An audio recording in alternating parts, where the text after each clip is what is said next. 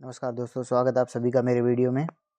आज हम मूल कर्तव्यों को लेकर आए हैं जो कि बहुत ही महत्वपूर्ण हैं। तो चलिए शुरू करते हैं। हमारा पहला प्रश्न है, भारतीय संविधान में मूल कर्तव्यों को शामिल करने का विचार किस देश के संविधान से लिया गया है? इसका सही उत्तर ऑप्शन डी, पूर्व सोवियत संघ। अगला प्रश्न है, निम्नलिखित में से कौन सी एक समिति ने नागरिकों के मूल कर्तव्य को 1976 में सम्मिलित करने की अनुशंसा की थी? इसका सही उत्तर ऑप्शन डी, स्वर्ण सिंह समिति।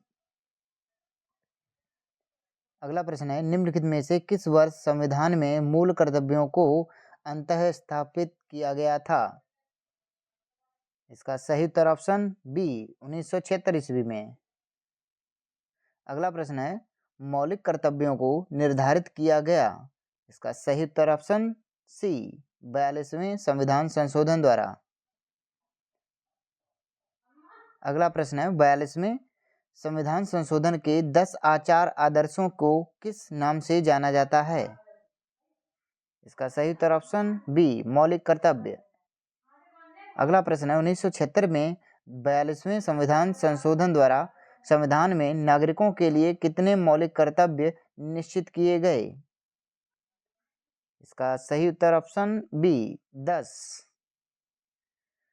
अगला प्रश्न है, भारतीय संविधान में मूल कर्तव्य कब समाविष्ट किए गए? इसका सही उत्तर ऑप्शन डी, 1976 में। अगला प्रश्न है, संविधान के किस भाग में मूल कर्तव्यों के अध्याय को जोड़ा गया है? इसका सही उत्तर है ऑप्शन डी, भाग 4 का। अगला प्रश्न है, भारतीय संविधान में मौलिक कर्तव्यों की सूची निम्नलिखित में से किस भाग के रूप में जोड़ी गई थी?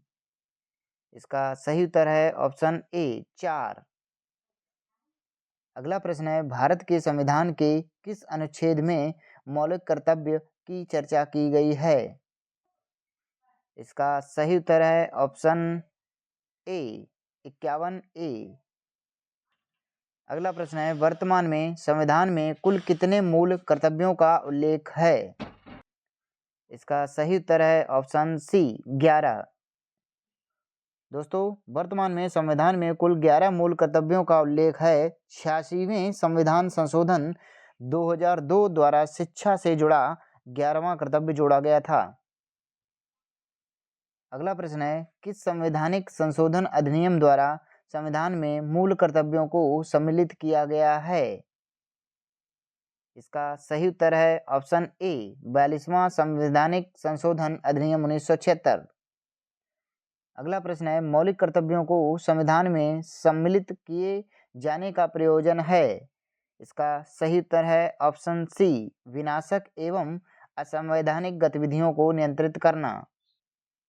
अगला प्रश्न है, संविधान में उल्लिखित मौलिक कर्तव्य किसके लिए हैं? इसका सही उत्तर है ऑप्शन बी, सभी नागरिकों के लिए।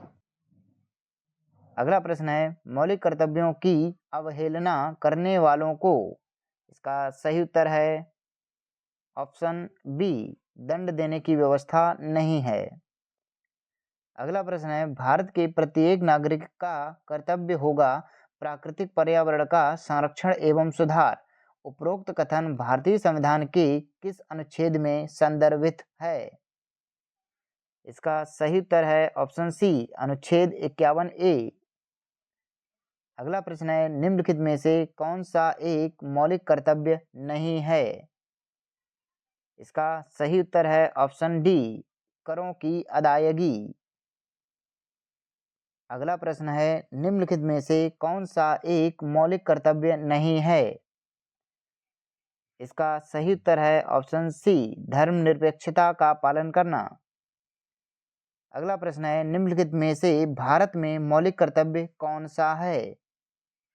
इसका सही उत्तर है ऑप्शन बी, हमारी मिलीजुली संस्कृति की समृद्धि विरासत को संरक्षित करना व महत्व प्रदान करना। अगला प्रश्न है, निम्नलिखित में से कौन सा मौलिक कर्तव्य नहीं है? इसका सही उत्तर है ऑप्शन बी, राष्ट्रीय उद्यमों का संरक्षण करना। अगला प्रश्न है, भारतीय संविधान में नागरिकों के मूल कर्तव्य के अंतर्गत सम्मिलित नहीं है। इसका सही उत्तर है ऑप्शन सी, धर्मनिरपेक्षता को बढ़ावा देना। अगला प्रश्न है, भारत के संविधान के अनुसार भारतीय नागरिकों के मूल कर्तव्य निम्नलिखित में से क्या हैं? इसका सही उत्तर है ऑप्शन डी, उपर्युक्त सभी।